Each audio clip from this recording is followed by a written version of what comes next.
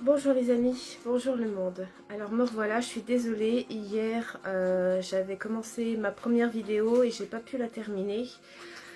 Parce que je sais pas si vous vous souvenez, ceux qui ont vu ma vidéo, donc celle d'hier, j'étais en train de parler et il y a mon fils aîné qui a téléphoné plusieurs fois, enfin 2 fois. Et en fait c'était pour, parce qu'après après la vidéo je l'ai rappelé. Et donc c'était pour m'annoncer le décès de mon chat, de notre chat Choupi. Notre chat Choupi, qu'on aimait tant, qu'on aime toujours. Il avait 16 ans et il est parti, je pense, dans son sommeil parce que nous n'étions pas auprès de lui, à part mon fils aîné et mon deuxième fils. Il est mort dans le jardin de notre voisine, enfin de la cousine de notre voisine. Et c'est elle qui est venue nous ramener Choupi. Et c'est mon fils qui a ouvert en fait et qui l'a accueilli et découvert. Donc je suis partie aussitôt parce que là je suis dans le mobil-home de la mer en Vendée.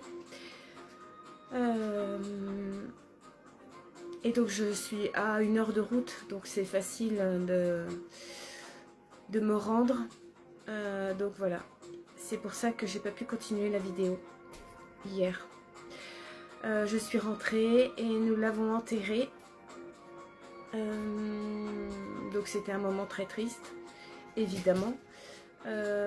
Il va me manquer, en fait. Ce qui se passe lorsqu'on perd quelqu'un ou lorsqu'on perd un animal, le plus terrible, en fait, c'est de ne plus avoir sa présence et de se dire que on ne le verra plus, en fait. Et que, parce que moi tous les matins, il n'y a pas que le matin, mais principalement le matin quand je me levais, en fait, et puis dans la journée aussi, en fait, c'était continuel. Je lui donnais ses croquettes, je lui donnais son lait, et puis je lui parlais, je tripais avec lui, j'ai toujours tripé avec mes animaux, donc je tripais avec Choupi. Et évidemment que nous étions tous au courant qu'il était très vieillissant et que déjà j'avais mon autre chat Potam qui est mort aussi de vieillesse et donc je sais très bien comment ça se déroule. On voit l'animal vieillir et devenir comme un grand-père en fait. Plus de force et puis plus du tout. Mais bon, je m'étais dit, et je crois que je vous l'avais dit dans une vidéo, que je lui avais envoyé plein de pensées. Je le coachais en fait. Je lui disais à Choupi, si tu veux vivre, reprendre la force, et puis il faut que tu vives. Si tu as envie de vivre, tu vivras. Et reprends, comment dire, faut pas se laisser aller en fait. C'est sûr que si on se laisse aller et qu'on se laisse mourir, bah, c'est compliqué en fait pour rester en vie longtemps. En fait, on s'éteint petit à petit. Donc, j'avais vu qu'il était mieux en fait. Et puis, je le coachais aussi avec son lait. Je lui donnais plus de lait. J'avais pris modèle de notre voisine. D'ailleurs, j'ai été la remercier. J'ai vu sa sensibilité. Et j'ai pris modèle sur elle parce qu'elle lui laissait souvent des petits bols de lait. Et donc moi je donnais que de l'eau. Je sais très bien que les chats aiment le lait, mais ça m'était pas venu. J'ai laissé, en fait c'est une opportunité pour la voisine. Je connais pas son prénom, donc ça, oui, il faudra que je lui demande d'ailleurs que toujours l'appeler la voisine, même si c'est pas péjoratif, mais voilà, par respect, voilà, je lui demanderai. Après, je vais pas vous balancer son prénom, c'est un respect ça aussi. Donc je dirais toujours la voisine. Euh, donc voilà, donc j'avais pris modèle sur elle, c'est un exemple. Donc je lui donnais aussi à Choupi ses petits bols de lait tous les jours, plusieurs fois par jour, parce que les chiens venaient lui prendre son lait. Voilà. Bref, là je vous parle de la mort et de ce que Dieu m'a dit en fait. parce que c'est des conseils pour vous et pour vos animaux, pour tout être vivant. En fait, il ne faut pas attendre que l'animal ou la personne soit en fin de vie pour lui envoyer des bonnes pensées, le motiver. Ah bah si tu veux vivre, il faut que tu aies envie de vivre, il te faut la joie de vivre, il faut que tu prennes soin de toi, il faut que tu aies une bonne hygiène. Ça, c'est pas à la fin de vie qu'il faut dire ça en fait. Parce que c'est trop tard en fait. Choupi, il n'allait pas d'un seul coup se transformer. Il avait 16 ans, donc je pense que ça faisait, ça fait de l'âge, 16 ans pour un chat. Donc le message, c'est quoi? Le message que j'ai à vous dire de la part de Dieu, c'est qu'il ne faut pas attendre d'être en fin de vie pour apprécier et adorer la vie, avoir le goût de vivre.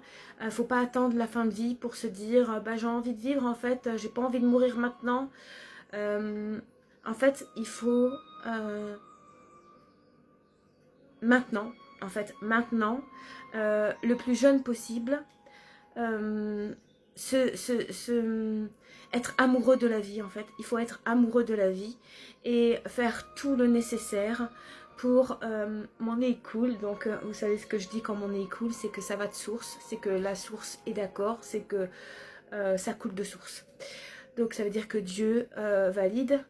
De toute façon, c'est Dieu qui m'a dit de vous en parler, alors ça peut que valider. Donc oui, il ne faut pas attendre la fin de vie pour booster en fait les uns et les autres ou se booster soi-même. C'est le plus tôt possible en fait, les enfants, les jeunes animaux, il faut les encourager parce que les animaux nous comprennent. Il y a les vibrations, il y a la télépathie en fait. La télépathie homme-animal, c'est, je le sais, je le fais avec. Donc, d'ailleurs là, il m'écoute. Voilà, il faut toujours les booster. Mais il n'y a pas que des paroles et des bonnes intentions, il y a aussi son hygiène de vie. D'ailleurs, je vais reparler des 8 péchés capitaux. Donc là, je me suis laissée aller. Ah désolé, c'est les chiens, parce qu'il y a les enfants qui sont à côté.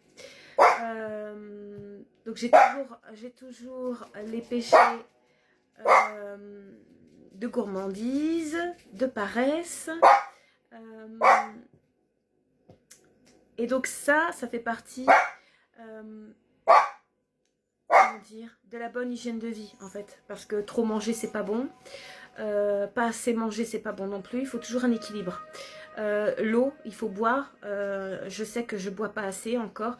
Je vais boire, admettons, je vais tenir 3 jours à boire bien comme il faut. Et puis je vais être 2 jours où je vais boire très peu parce que j'oublie, parce que voilà. Donc ça, c'est pas un bon équilibre. Je le reconnais, je vous le dis. En fait, en parlant de moi, je parle de vous. Et comme ça, vous, ça vous donne un pilier, ça vous donne, comment dire, comme un phare, en fait, un phare. C'est des conseils pour vivre en bonne santé et garder la jeunesse et repousser la mort de plus en plus loin. C'est en faisant ça, voilà, qu'on peut rester vivant longtemps et en jeunesse. Donc une bonne hygiène de vie, une bonne alimentation, sans trop d'excès, mais en se faisant plaisir. C'est pas non plus, il ne faut pas se priver non plus, parce que ça amène la frustration et ça fait un blocage à l'intérieur de nous, et ben, ça fait le blocage de la frustration. En fait, il faut s'autoriser des plaisirs, mais en étant dans l'équilibre, sans se donner des plaisirs tous les jours, en fait. Donc là, actuellement, je me donne trop de plaisir. Je mange des tartines quand j'ai fini mon temps de repos. Je prends mon café, enfin mon truc chicorée là, avec des tartines sans gluten évidemment, mais je mets du Nutella dessus.